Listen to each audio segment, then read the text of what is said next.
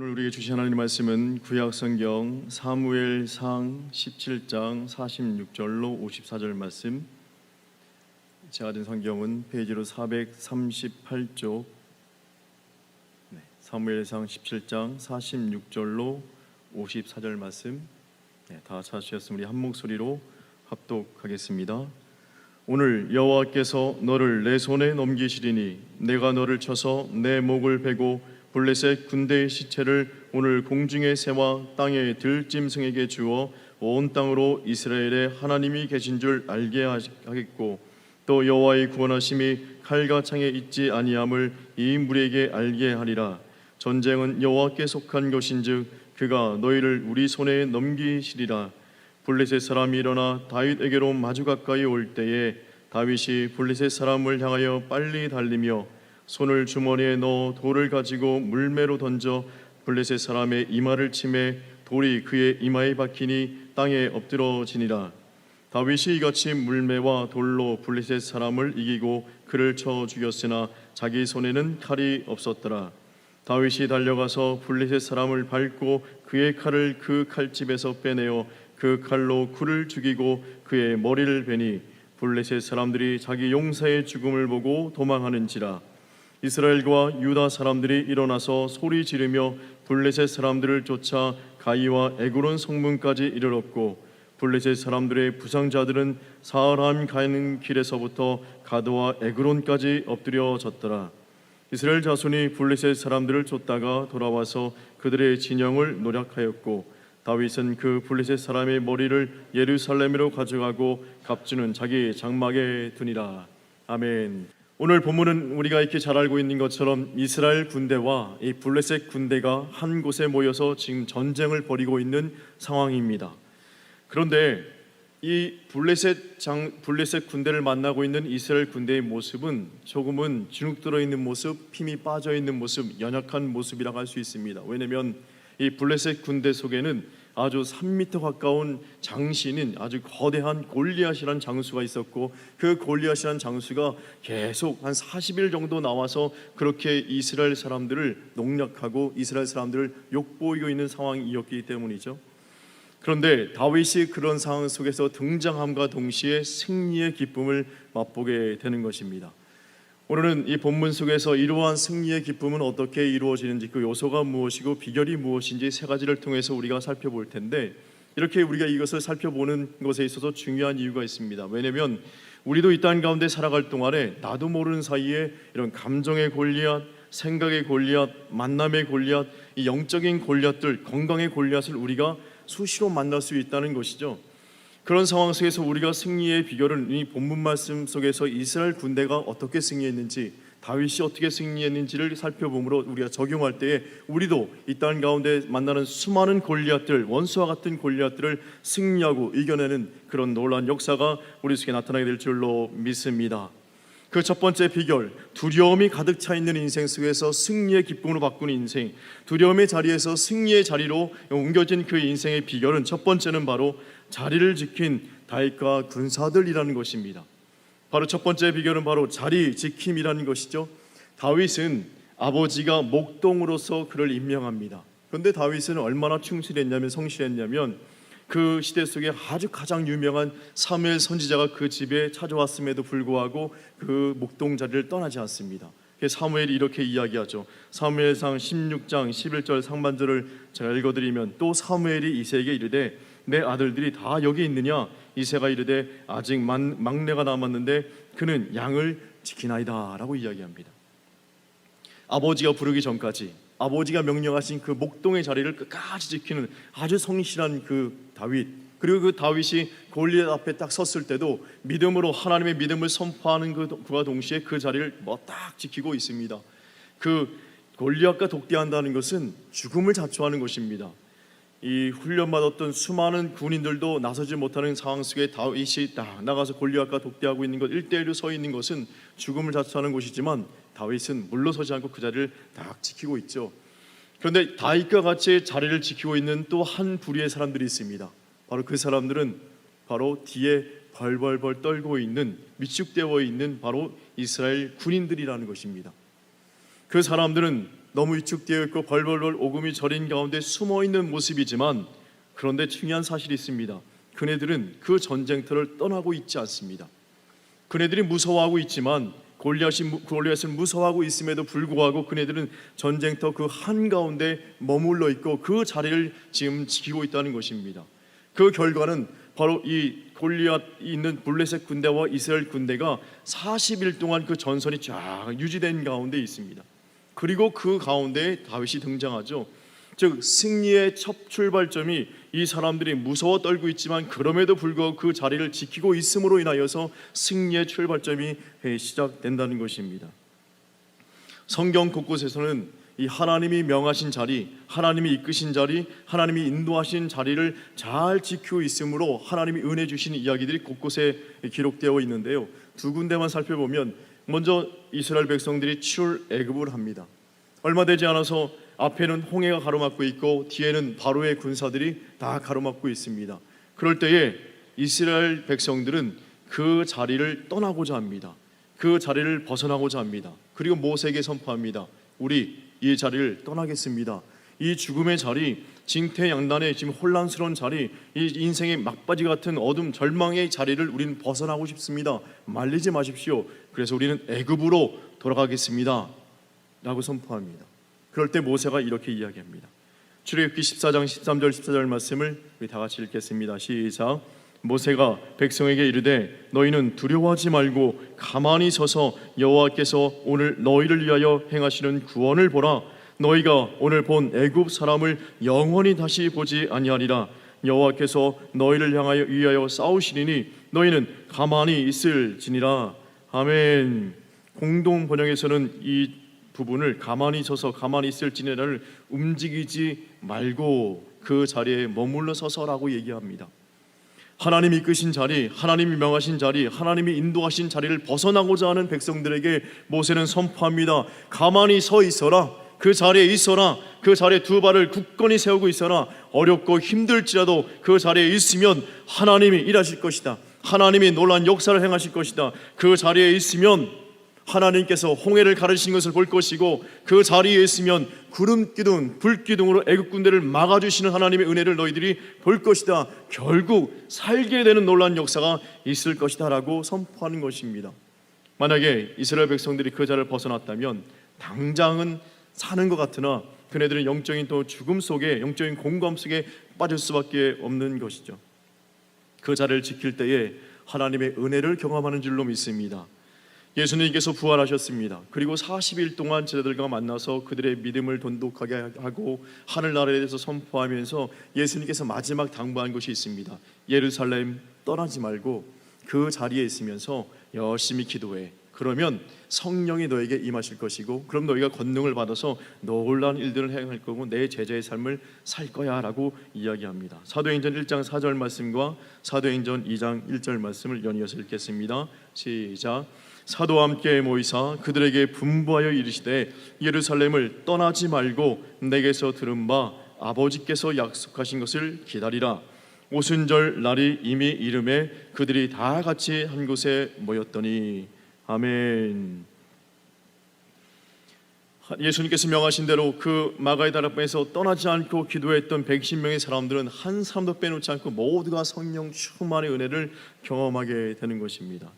사랑하는 성도님들, 우리의 인생을 살아갈 동안에 우리는 곳곳에서 이 골리앗을 만날 수 있습니다. 원수 같은 골리앗을 만날 수 있는 것이죠. 그럼에도 우리가 살아가는 동안에 믿음의 자리, 이 사명의 자리에 머물러 있는 것이 너무 중요한데요. 왜냐하면 그렇게 힘겹고 어렵고 여러 골리앗을 만날 때 내가 하나님이 주신 사명의 자리, 믿음의 자리를 내가 지키고 있으면 개인적으로도 마찬가지요, 공동체적으로도 마찬가지요, 영적 전선이 쭉 유지가 된다는 겁니다. 그리고 그것은 승리로 나아가는 출발점으로 나아간다는 것이죠.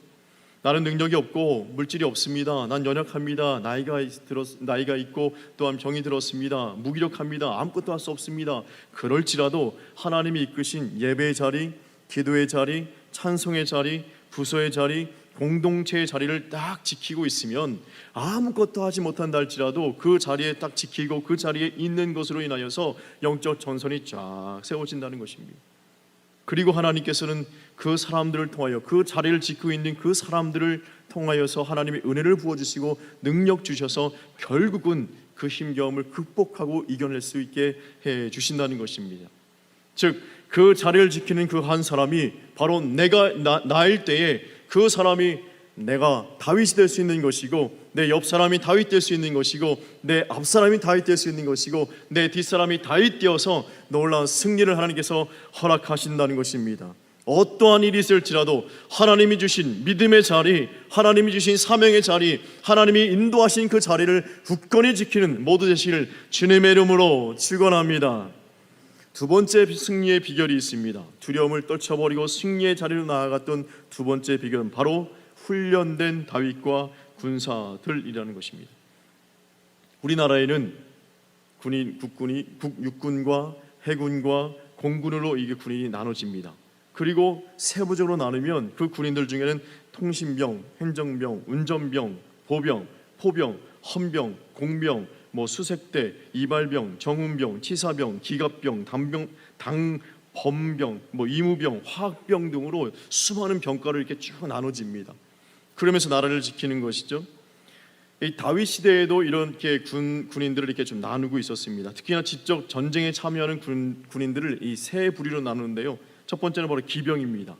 말이나 전차를 타는 그 병사들을 기병이라고 이야기하고, 보병입니다. 중무정하고 갑옷을 입고 이 칼과 방패를 창을 든 군인들, 걸어서 싸우는 군인들을 보병이라고 하죠. 골리앗 같은 경우는 이게 중무장했기 때문에 그 사람들은 중보병이라고 얘기합니다. 그리고 또 한 부류는 이 발사병이라고 있습니다. 즉 활을 쏘는 궁수와 함께 바로 돌을 돌려서 던지는 투석병이라고 이제 부류가 되어 있습니다. 이 투석병은 말 그대로 우리가 잘 알고 있는 것처럼 가죽에다가 끈을 이렇게 메어서 다윗이 돌렸던 그 물맷돌을 돌렸던 그 가죽 물매, 그것이 바로 이 투석병들이 썼던 무기라고 할 수 있죠. 이 잘 훈련받은 투석병이 실력이 얼마나 뛰어나냐면 전방 200m 있는 적군을 향해서 돌을 돌려서 딱 던지잖아요. 그러면 200m에 있는 그 적군이 사망하거나 중상을 입힐 정도의 위력을 가지고 있는 것이 바로 이 훈련된 투석병의 실력이라는 것입니다. 이스라엘 방위군의 탄도학 전문가인 에이탄 허시라는 사람이 이 다윗과 골리앗의 상황을 연구하면서 이런 발표를 했습니다. 만약에 전문적으로 훈련받은 투석병이 35m의 거리에서 초속 34m, 즉 시속 122km, 즉 딱 던져서 1초 만에 맞히는 거죠. 그런 속도로 정확하게 상대방을 향해서 돌을 던졌다면 그 사람에게 이마에게 정확하게 맞히고 그 사람은 쓰러질 수밖에 없다. 그 이마에 아무리 두개골이 두껍다 할지라도 두개골을 꿰뚫을 정도의 위력을 가지고 있다라고 이야기합니다. 그런데 이 위력이 얼마나 대단하냐면 바로 권총을 가지고 사람에게 이 35m 거리에서 사람에게 권총을 대고 이렇게 땅 쏘는 그런 위력과 이 투석하는 돌을 던지는 위력과 맞먹는다는 것이죠. 훈련받은 투석군이 실력이 얼마나 대단한지 알 수 있겠죠. 우리나라에도 이런 투석군, 돌을 돌려서 던지는 이 병과가 있었습니다. 군인들이 있었습니다. 그래서 이 사람들을 우리는 석전군이라고 이야기하는데요. 석전군을 이 나라에서는 이 석전군을 키우기 위해서 이 사람들을 키우기 위해서 이 석전이라는 놀이를 민간에 장려하기도 했습니다. 그래서 어떤 명절이 되었을 때에 동네 사람들끼리 나누어서 돌을 던져서 이렇게 서로 맞추는, 그럴 때 사람이 만약 죽더라도 그것을 그냥 넘어갈 정도로 그런 석전을 장려하면서 석전군을 양성하려고 나라에서 많이 애를 썼다는 것이죠. 그런데 이것이 일제시대 때에 그것이 이제 다 끊어졌습니다. 왜냐하면 일본 사람들이 가만히 보니까 실력이 탁월하거든요. 석전하는 놀이를 가만히 보니까 대단한 겁니다. 쫙 돌려서 보니까 100m 전방에 있는 사람들도 쫙 맞히고 100m 전방에 있는 어떤 물체를 맞추는데도 정확하게 맞추는 겁니다. 그런데 그런 사람들이 한두 사람이 아니니까 저 돌이 우리한테 날라오면 큰일 나겠다 생각해서 그때 일제시대부터 이 석전이라는 놀이를 없애버렸습니다. 그래서 우리가 이 석전군이라는 것도 잘 알지 못하죠. 그런데 이 훈련받은 석전군이 이 대단한 활약했던 전쟁이 있었습니다. 임진왜란 3대 전투라고 할 수 있는 진주대첩, 한산도대첩, 행주대첩이 있는데 이 행주대첩에서 이 석전군들이 대단한 활약을 했다는 것을 우리는 다시 한번 제가 살펴보게 됐는데요. 1593년 2월 12일 그때에 일본 군들이 행주산성을 쫙 둘러칩니다. 그 둘러친 행소장성에 둘러친 일본 군사들이 3만 명이었습니다. 행주 산성에 있는 우리나라의 군인 수는 2,300명, 뭐 민간인까지 다 해도 3,000명이 조금 넘지 않는 10배의 일본 군들이 쳐들어옵니다. 새벽 6시부터 저녁 6시까지 12시간 동안의 전투가 벌어집니다. 1차, 2차, 3차, 6차, 마지막 7차 전쟁이 벌어지는데 그 행주 산성에 있었던 모든 무기가 거의 다 떨어집니다. 화살도 다 떨어지죠. 그때 여인들이 나서기 시작합니다. 자신의 긴 치마를 쫙 자르더니 허리에 착 둘러치고 그 치마 폭에다가, 그래서 행주 치마가 나온 거거든요. 그때부터 이 돌을 날리기 시작합니다. 여인들이 돌을 날리면 얼마나 큰 돌을 날리겠습니까? 이만한 돌을 날리겠습니까? 아닙니다. 자갈돌을 날리기 시작했습니다. 사람들이 손에 쥐어서 던질 거, 그리고 빙빙빙 돌려서 석정꾼들이 돌려서 던질 돌들을 나르기 시작했습니다. 7차 전투 때는 석정꾼들이 거의 대부분, 그리고 무기가 없는 가운데 석정꾼들이 큰 활약을 벌이기 시작했습니다. 석정꾼들이 돌리는 돌, 훈련받은 사람들의 그 실력이 어떻습니까? 최소한 100m 날아가지 않습니까? 유효사거리를 넘습니다. 그러니까 일본군들이 다가오기 전에 벌써 돌들이 날아다니니, 그래서 그때 당신이 놀라운 승리를 벌이게 되는데 3만 명 중에 2만 4천 명이 사상자를 일본들이 얻고 그냥 후퇴하게 됩니다. 우리나라는 2,300명 중에 130명의 사상자만 났습니다. 대단한 전투죠. 다윗은 자신을 알고 있었습니다. 자신이 훈련받은 것을 알고 있었습니다.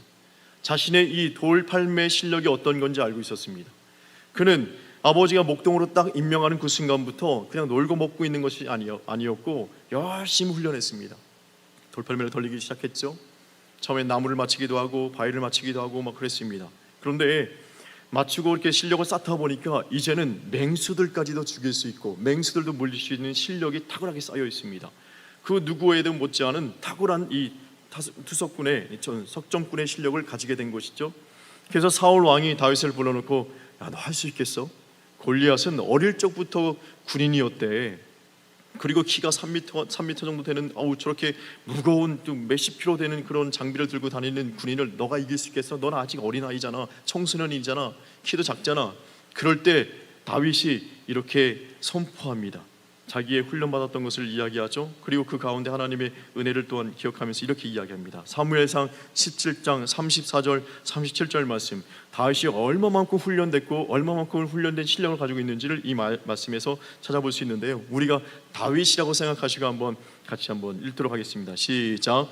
다윗이 사울에게 말하되 주의 종이 아버지의 양을 지킬 때에 사자나 곰이 와서 양떼에서 새끼를 물어가면 내가 따라가서 그것을 치고 그 입에서 새끼를 건져내었고, 그것이 일어나 나를 해하고자 하면 내가 그 수염을 잡고 그것을 쳐 죽였나이다. 주의 종이 사자와 곰도 쳤은즉 살아계시는 하나님의 군대를 모욕한 이 할례받지 않은 블레셋 사람이리까 그가 그 짐승의 하나와 같이 되리이다.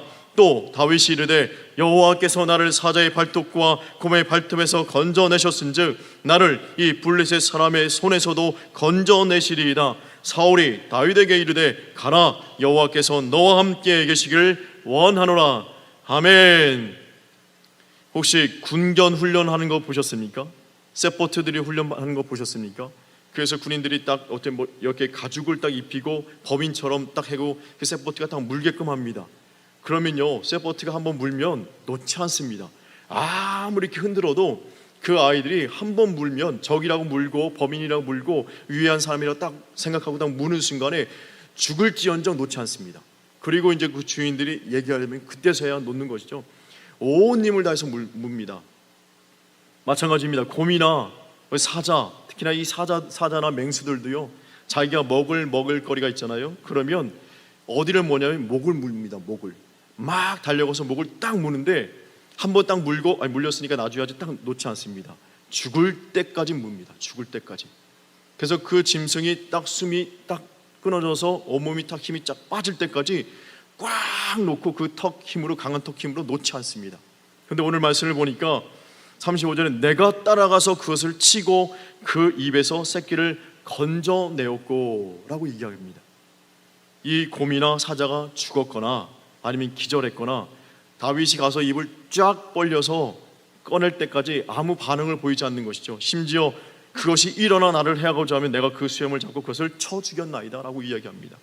그만큼 다윗이 한 방에 죽이지 못할지라도 기절시킬 만큼 그의 이 돌을 돌리는 돌팔매 실력이 아주 탁월했다는 것입니다. 실력이 아주 너무너무 탁월했던 그 실력, 늘 훈련함으로 그 실력이 탁월했던 그 다윗, 그래서 그는 이렇게 선포할 수밖에 없었던 것이죠. 이스라엘 군대들이 무서워서 벌벌벌 떨고 있습니다. 오금이 절에서 다 숨어 있으며 나서지 않습니다. 그런데 블레셋 사람들이 골리앗을 앞장 세우면서도 쳐들어오지 않습니다. 다윗이 도착하는 그 40일 동안에 한 번도 전쟁이 일어나지 않았습니다. 왜 그런지 아십니까? 블레셋 사람들은 알고 있었습니다. 벌벌벌 떨고 있는 이스라엘 사람들이지만 그 사람들은 그냥 평민이 아니라 정규 훈련을 받은 정규군인 군인들이라는 것을 알고 있었습니다.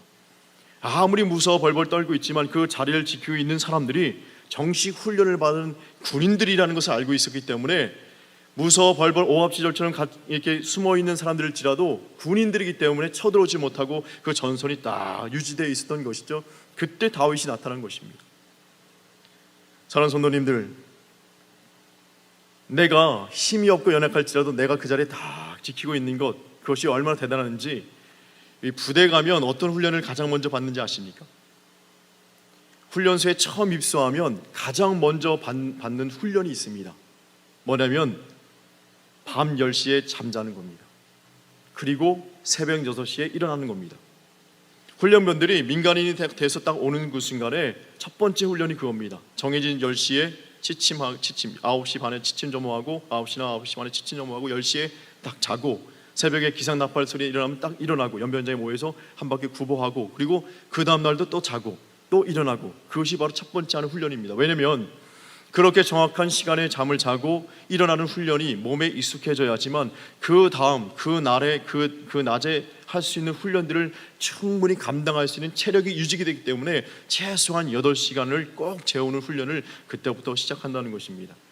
사랑하는 성도님들, 내가 이 예배에 나와 있는 것 그냥 나와 있는 것 같죠? 아닙니다.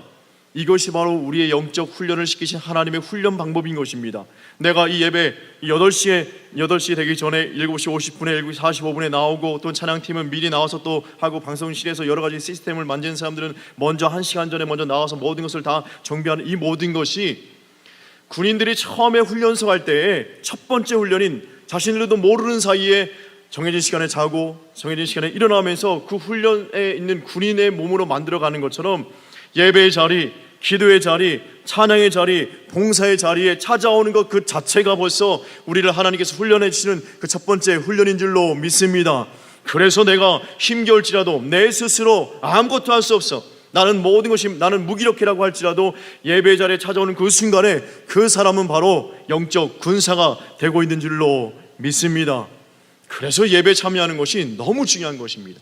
기도의 자리를 참여하는 것이 너무 중요하고 그 자리를 찾아오는 것이 너무 중요한 것입니다. 그것이 훈련되고 그것이 훈련된 사람이 그 다음에 훈련을 받을 수 있는 것이죠. 그 다음에 제자 훈련을 받을 수 있는 것입니다. 예배에 참여하는 것, 이 시간조차도 못 지키는 사람이 어떻게 훈련할 수 있겠습니까? 부대에서도 마찬가지입니다. 그 시간을 오버하는 사람들은 지쳐서 그 훈련을 받을 수 없습니다.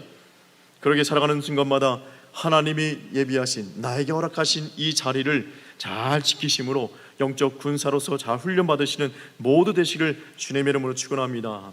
세 번째는 바로 전진하는 다윗과 군사들이라는 것입니다. 다윗은 그 자리에 머물러 있는 것, 그 믿음을 딱 선포하고 골리앗 앞에 딱 서 있는 것, 그것에 만족하지 않습니다. 그리고 자신이 나 물맷돌 실력이 있으라고 그것을 보여주는 것에 만족하지 않습니다.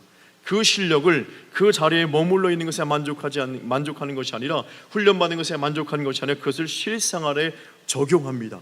상대 골리앗에게 그것을 돌려서 그것을 쫙 뿜어냅니다. 그러므로 골리앗이 쓰러지게 되는 것이죠. 그런데 골리앗이 쓰러지는 것 그냥 보고 가만히 있는 것이 아니라 그까지 달려갑니다. 그리고 골리앗에 가서 목을 쫙 베는 것이죠. 하나님께서 우리를 귀한 자리에 예배해 주셨습니다. 내가 그 자리를 지키는 것, 그 자리에 만족하는 것이 아니라 하나님 주시는 훈련, 기도 훈련, 말씀 훈련, 여러 가지 제자 훈련을 쭉 받고 나가는 것에 만족하는 것이 아니라 더 많은 것을 향하여서 더욱더 그 말씀을 내 실생활에, 기도 훈련 받았으면 기도를 삶에 적용시키고, 말씀 훈련 받았으면 말씀의 거울에 나를 늘 비치면서, 호신경에 비치며 나를 늘 연단하고, 하나님 앞에 충성을 받았으면 내가 늘 충성한 땀 흘리는 삶을 내 삶에 적용하며 나갈 때에 완전한 승리가 우리 가운데 주어지게 될 줄로 믿습니다. 그래서 이 골리앗을 향해 달려가는 다윗, 이렇게 선포하죠. 사무엘상 17장 47절 48절 말씀 다시 한 목소리 읽겠습니다. 또 여호와의 구원하심이 칼과 창에 있지 아니함을 이 무리에게 알게 하리라. 전쟁은 여호와께 속한 것인즉 그가 너희를 우리 손에 넘기시리라. 블레셋 사람이 일어나 다윗에게로 마주 가까이 올 때에 다윗이 블레셋 사람을 향하여 빨리 달리며, 아멘. 골리앗이 걸어옵니다. 가까이 올 때 다윗은 달려가면서 외치며, 믿음을 외치며 달려가면서 승리를 맛보게 되는 것입니다. 그런데 다윗이 그렇게 달려가며 골리앗이 넘어졌을 때에 숨어 있었던 이스라엘 군인들도 같이 일어나서 달려가기 시작합니다. 뒤로 도망치는 것이 아니라 앞으로 달려가서 블레셋 군인들을 치고 치면서 진정한 승리를 맛보게 되는 것입니다. 사랑하는 성도님들, 하나님이 우리를 이 자리에 불러 모으신 것은, 하나님께서 우리를 훈련시키신 이유는 이 자리에 그냥 있는 것이 아니라 이 땅 가운데 그 훈련된 것들, 자리 지킴의 그 영역을, 영성과 영감을 가지고 세상에 뛰어나가서 그것을 보여주라라고 말씀하시는 것입니다. 그럴 때에 숨어 있었던 수많은 이스라엘 군인과 같은 믿음의 사람들이 함께 동참하여서 영적 승리를 우리가 함께 이루게 될 줄로 믿습니다. 제가 이 말씀을 준비하면서 영상 하나가 떠올랐습니다. 보신 분들도 계시겠지만 옛날에 보았던 그 영상인데, 이 영상 속에 나와 있는 이 작은 곰이 우리의 모습이구나. 그리고 그 마지막 결과를 보면서 그래, 우리는 이렇게 힘없고 연약하지만 이름으로 인하여서 우리가 나갈 수 있는 것이고, 다윗이 이렇게 달려갈 수 있었던 이유도 바로 이런 이유 때문이었지 않았을까라는 생각을 해봅니다. 한번 영상을 볼까요? 천진난만한 곰 한 마리가 있습니다. 곰을 잡아먹으려고 하는 맹수가 등장하죠.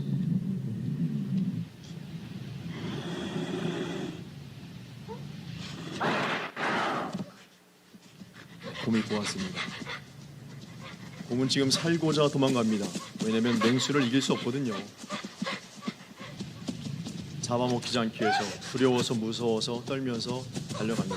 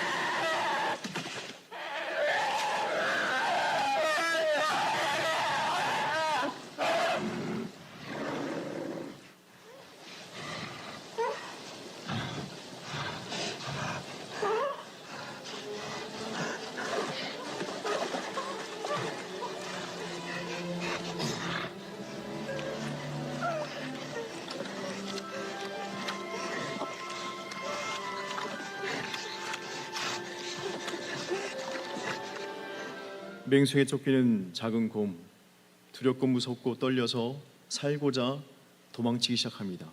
그런데 도망치면 칠수록 그 앞에 있는 것, 그 곰 앞에 있는 것은 절벽, 낭떠러지, 외길, 강물, 죽음밖에 없습니다.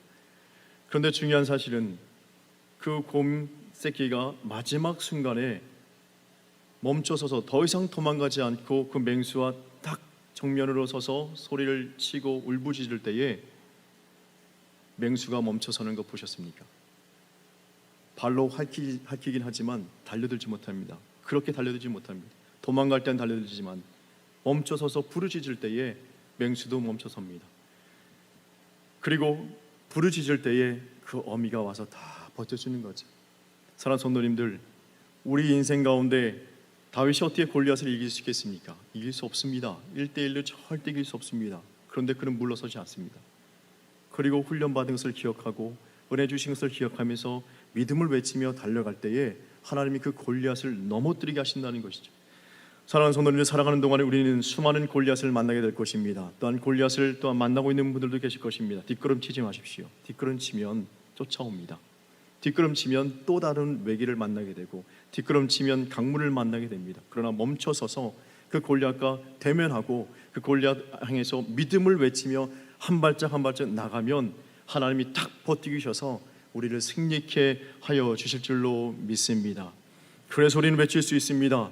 전쟁, 이 땅 가운데 수많은 어려움과 전쟁은 나에게 속한 것이 아니라 하나님께 속하였구나. 저 새끼가, 조그만 새끼가 자기가 이기는 것 같으나 어미가 버티는 순간 어미를 내서 승리하는 것처럼 다윗과 이스라엘 군대가, 블레셋 군대가 골리앗을 스스로 이긴 것이 아니라 하나님의 도우심에 믿음이 있으므로 자신들이 주신 힘과 능력을 발휘하며 나갈 때에 하나님이 승리케 해주신 것처럼 우리 이 땅 가운데 살아갈 동안에 수많은 골리앗 만날 때에 하나님을 기억하며 이 자리 지키며 훈련받는 걸 기억하며 내가 그래도 앞으로 나갈 때에 승리하여 주실 줄로 믿습니다.